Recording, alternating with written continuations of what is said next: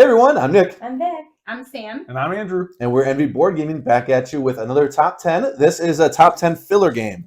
If you don't know, fillers are they're not the main event. They're not what you put an event in for, and this is the main game you're playing. There's something in between to eat up some time, maybe before dinner or something like that. So that is the type of game that I think of. I don't know if you agree. That's kind of like the gist of what a filler would be. Mm-hmm. So caveats, I'll go over quick caveats on this list. That'd be no two-player only games for us. It would be something I would think of as you have a group over of friends. No abstract strategy games, because those are generally fillers. And no party games, because every party game is a filler. It can be a filler. There's not too many. There may be a couple exceptions that are main event type party games. Right. Mm-hmm. Not very many. So those are my only three that I excluded. Other than that, just these are our top 10 favorite fillers between Vic and I. How'd you come with your list, Andrew and Sam? Yeah, we also excluded party games.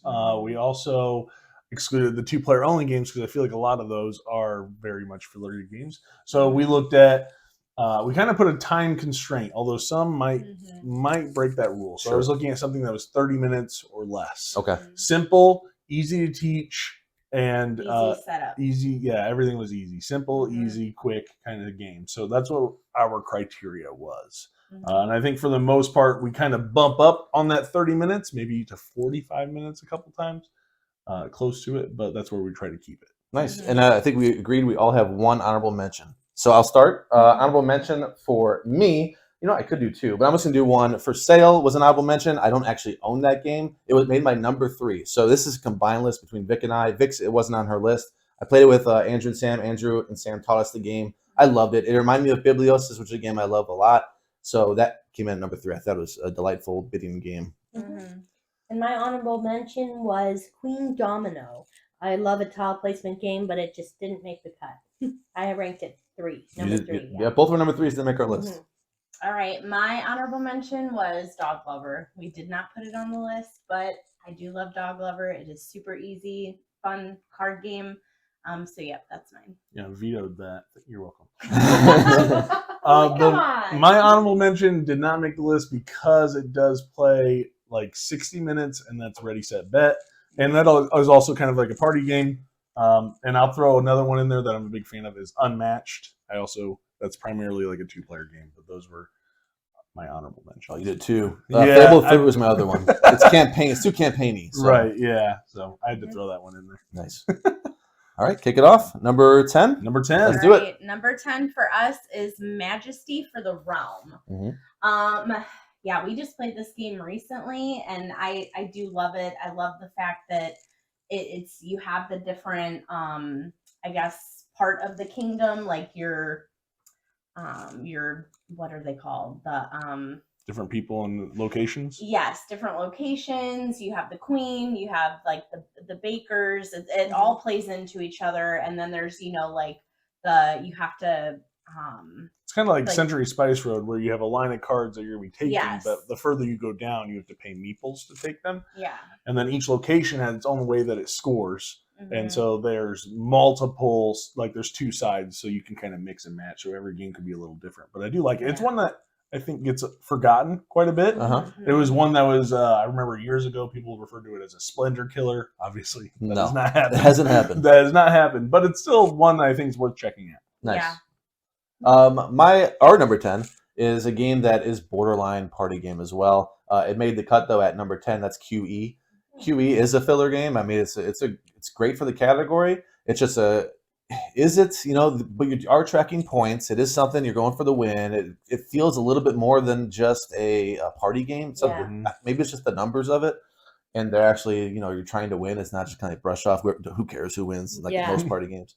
So I feel like it fits the category really well. QE, a game that shouldn't work but does somehow, and it's just a great game. If you haven't played it, it's a wild game about inflation. But if you don't know anything about inflation, to play this game of quantitative easing. You're bidding whatever you want. You just don't want to spend the most money, and you want to get the most commodities of certain choices and different things. The expansion was great, which added those commodities and bitcoins and all kinds of stuff. I thought it was a really great game. Yeah, made our short list for sure. Nice. At least mine. Yeah. All right, so number 9. All right, number 9 is one that I don't know if it is considered. I think it's on that cusp maybe a little bit. Like, is this a party game? Is it not? but it doesn't play like 8, 9, 10 players kind of thing, and it is a little campaign-esque, and that is The Crew. The Crew is one that I really enjoyed because we've played a lot through Board Game Arena, I think it was, and just some really fun little times. And I mean, literally one hand of the game is like 5 minutes maybe.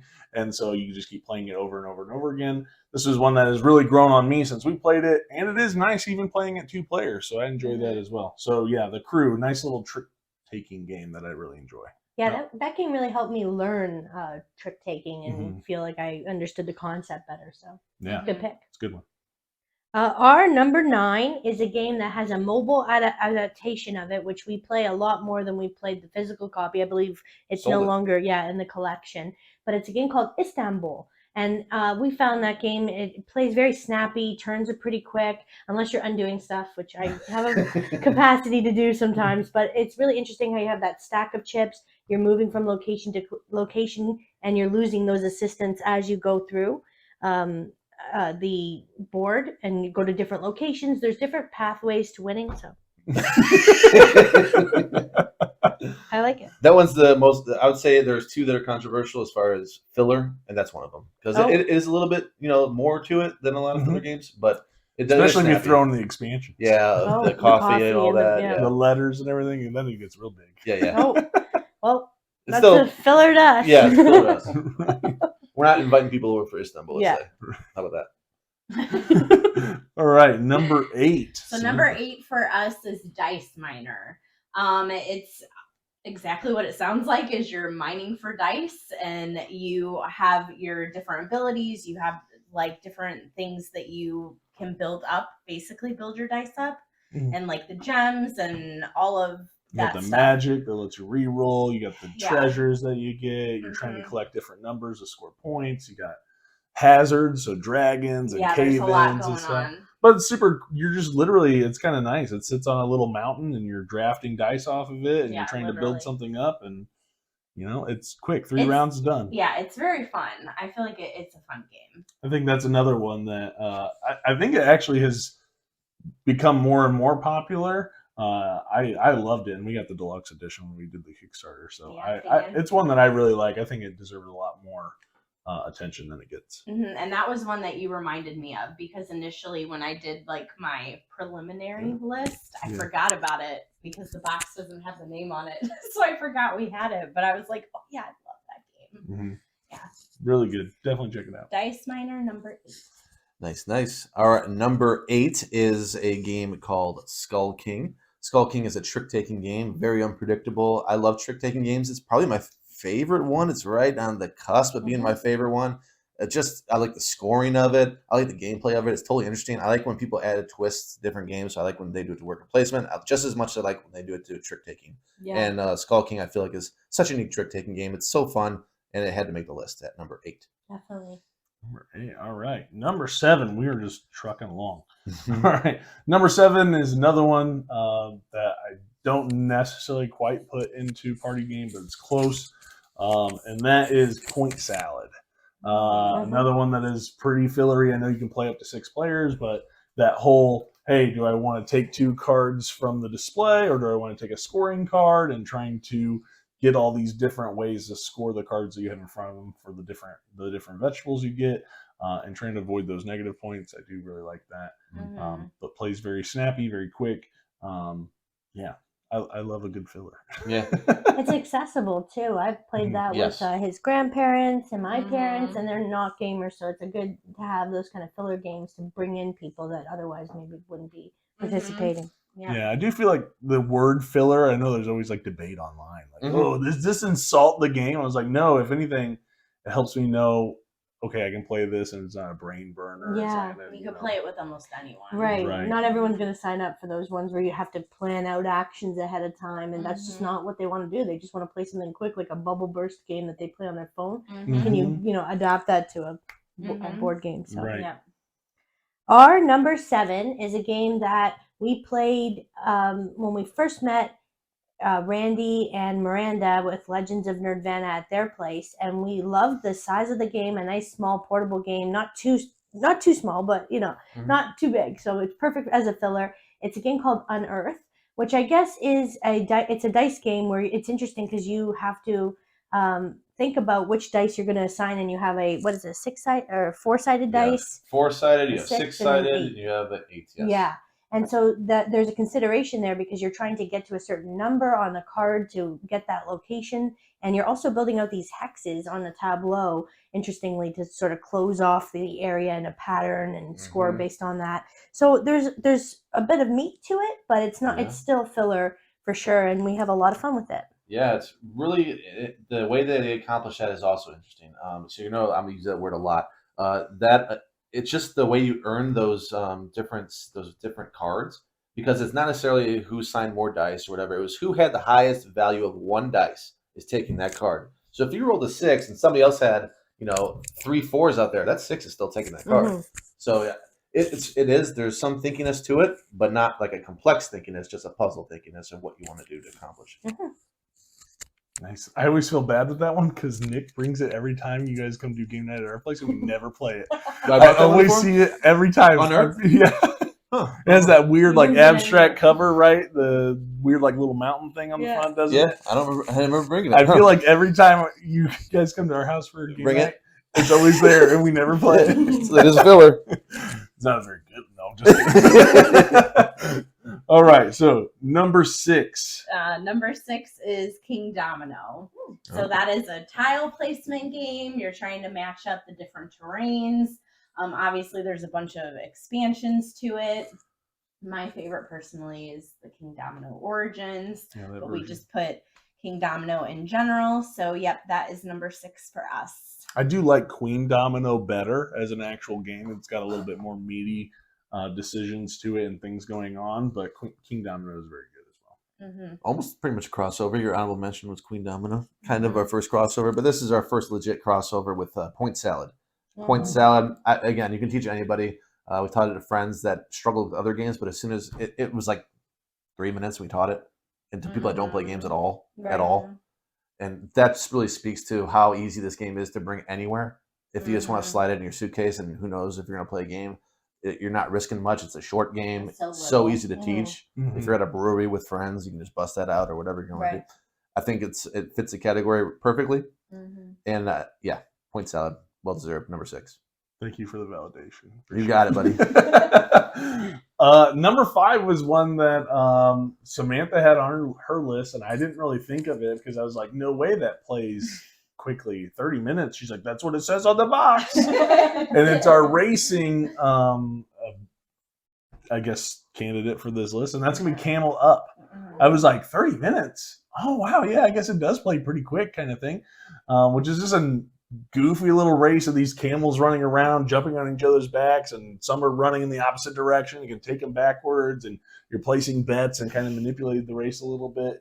But yeah, Camel Up, 30-minute game. It's a great time. The box might be lying, I don't know, but hey, we're going to say it fits He this was like category. so determined. He's like, no, it's not 30 minutes. I said it's on the box. I guess it depends on how many people play it though, because we played it with like 4 or 5. like 5 players, and it did maybe take more like 45 minutes. But I mean, yeah. Turns out pretty quick, I guess it Mhm. depends. But yeah, Camel Up, or number 5. And it's a matter of, do you consider that breaking the party game rule? Do you think that's a party game? No. I don't know. It's that right on the cusp. We It's have things right that are on the there. cusp of being Right. too heavy to be on a filler list. Right. But it just depends on what your definition of filler is. Mhm. It really depends. Like, does it have to be light? Not necessarily, I guess. If it's a filler, if it's a 30-minute heavy game, it's a 30-minute heavy game. It's a filler, right? Mhm. 30 minutes. I did it Yeah. before dinner, whatever. I don't know. It's interesting. All right, number 5 for us. Number 5, I don't know if this is going to be one of the controversial ones. Maybe, I don't know. It's going to be a hidden deduction type game. It's called Cryptid. Mhm. Okay. Cryptid, I feel like the actions are pretty simple. The only bad thing about this game is you can if one person messes up, the puzzle's ruined. Ruined.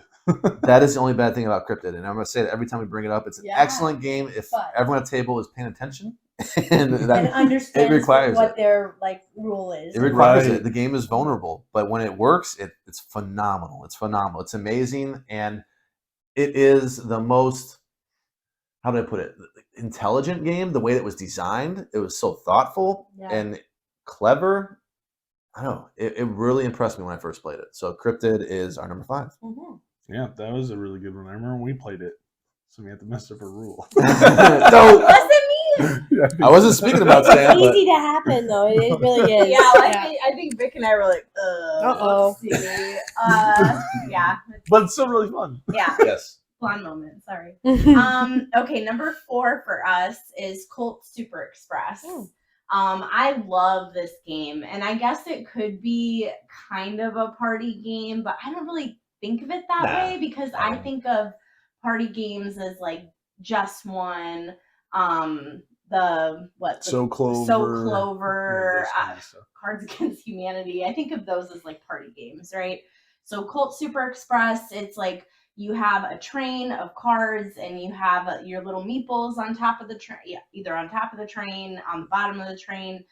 You want to stay on the train the longest as, you know, everybody's battling, fighting each other, shooting. You're playing cards in the order that you want, you know, your actions to be. And so it's a funny game, I feel like, because you'd be like, oh, you fall off the train and then this person shoots this person and they lay down, and like it's a funny game. It's like just a chaos card programming game, you know? programming Chaos. game. That was the word I was looking for. But yeah, Colt Super Express. Speaking of playing games at breweries, Yeah, I Yeah, know, right? that's a Exactly. perfect one. we played at a brewery, actually. Us We four. did, yeah. Yeah. Yeah.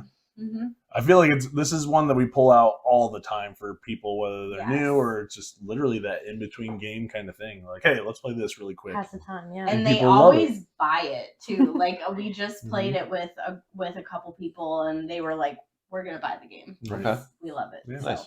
And I mean, there's literally the DeLorean in the box too. You can play Yeah. the DeLorean. pretty neat. Our number 4 is a game that we have a playthrough of Nick and I playing it. We have played it at coffee shops, is just in between games, and so it definitely is portable It's in been mentioned size. tonight. Yeah, Oh. and that game is Biblios. This game was really surprising. It's a game of drafting, right? Or what you're doing in the you take the card Yeah, and you there's get to drafting in that choose game. between giving it up to an opponent to be able to give it over to your opponent, or you keep the card, and then afterwards you shift to a different phase where you're spending your money on cards that weren't selected that are coming up for bid. So like if you stash a card, you're kind of strategically thinking ahead, like, am I going to be able to maybe have access to that card in the future? There's manipulation of the dice values where you're hoping that at the end you're going to have that color that matches the highest value dice, and you're going to have the majority of that. So, and there's a lot of secret information, things you don't know that the opponents are doing. So I don't know. It has a lot to it for being a filler type game, and we've had a lot of fun playing it. Like I said, very for sale-esque with the 2 phases and whatnot. It reminds you of it. If you like one, you probably like the other. So yeah, Biblios. Number 4.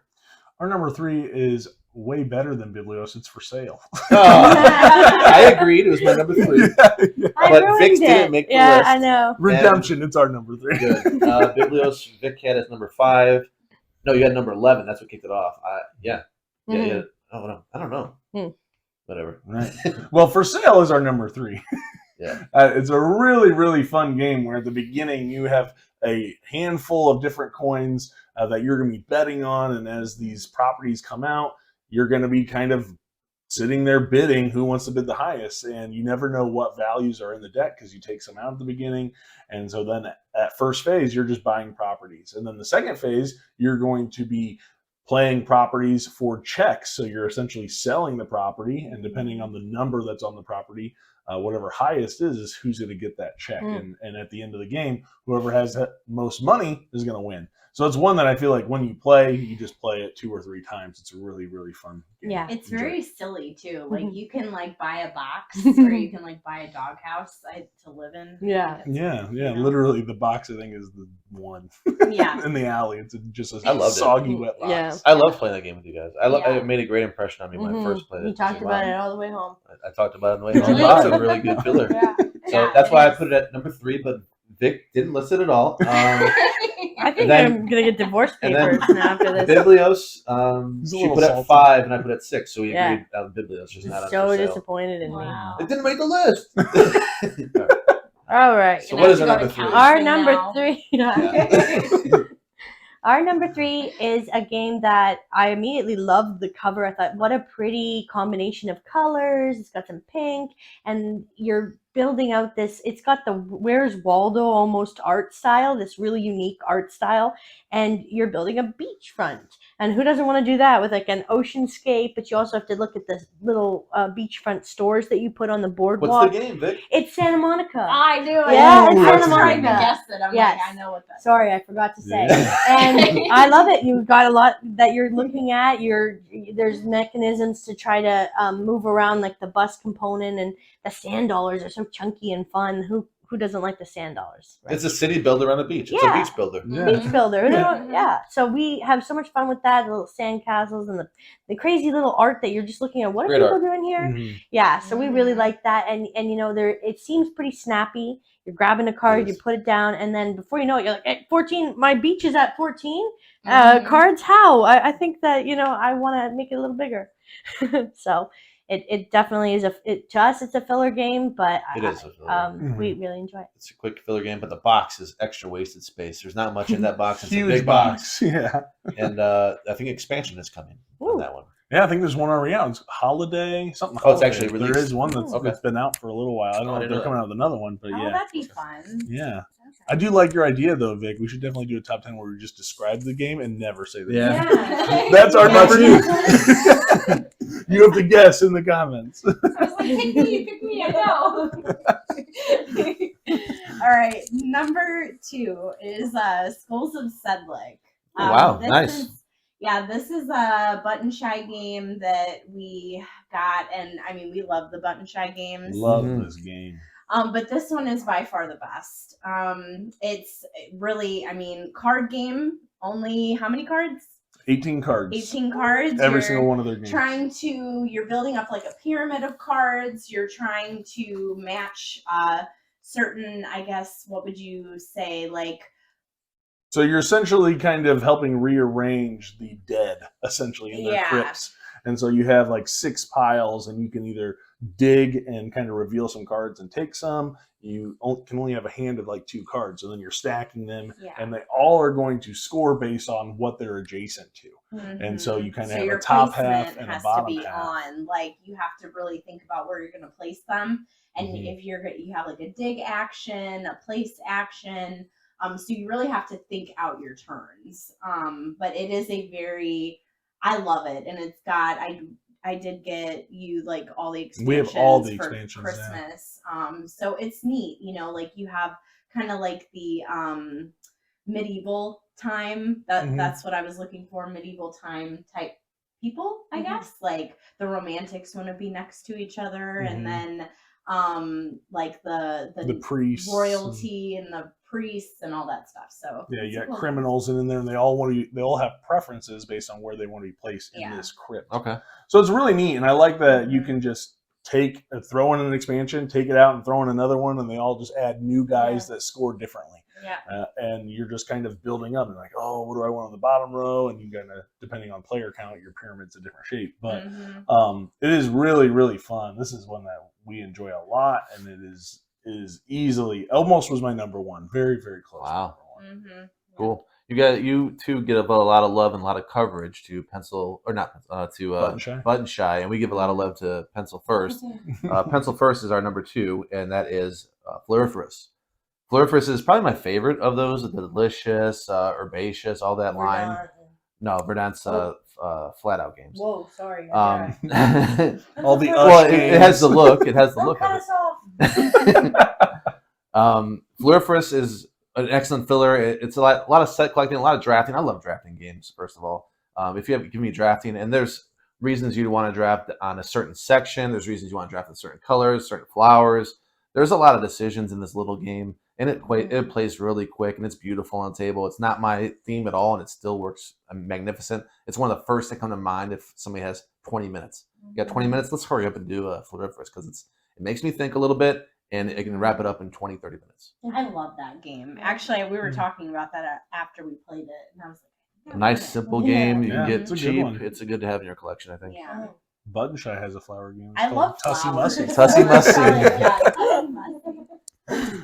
All right, number 1. This was almost as soon as we knew about this list, the boxes go up to 45 minutes. Right? Like we don't care. We love this game so much. We're to the point to where we're going to be playing through all the different achievements, and that is Cascadia. And they just announced a new expansion for this coming later this year. So we're excited for the landmarks.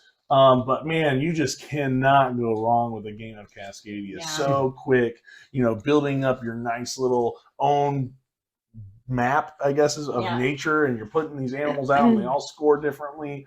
Really, really like this game. This is one that I just continue to, it grows more and more. I love this game. So it's very easy number 1 for us. And it was funny because we were making our own individual lists and then we combined. We were both like looking at each other like, Cascadia still counts. Yeah.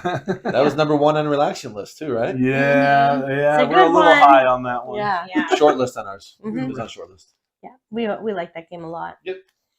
Our number 1 is a controversial game because some may say that the time it takes to play or the depth of the game overall Right on the cusp. puts it as like a borderline filler. Mhm. But we really enjoy this game. There's an expansion that we added to it, which I think just makes it even more fun. It is Red Cathedral. Red Cathedral, just love that you can change up the palace, the cathedral you're building. It changes the game every time. It's not the same configuration of building. You're competing for ownership of towers where you have the dominance in that one tower. You're hoping that you put the most decorations, that you participated in building it the most. You've got this rondel with dice that's going on. You're moving them around to gather resources, and That's the most unique part to me. Yeah. The resource gathering where you're moving the dice and whatever pips it is, and then getting whatever is there. Yeah. I think that's the best part. And you have it a shares limit. little the quadrants. Right. It's really cool. And you got a limit to how much stuff because you can only put it on That's certain true. Resource pieces. management. And claiming, you're not going to be able to, like, you're going to put out your flags to claim it, but then somebody could penalize you by building over you because they were more successful than you. It makes you feel bad about yourself. I don't know. It's fun. It's really I good. really love it. Yeah. Really good. Yep. Especially when you upgrade the coins to Nick's like ball and gold ones. Yeah. They're awesome. Oh, nice. Yeah. That's it. That's a wow, good list. done so quick. I know. Next top 10 heavy games. Yeah. We could. Games that take forever. Let us know. Yeah. 3+ hours. Games that have taken the most time out of our lives. Yeah, right. Yeah. That we'll never get back.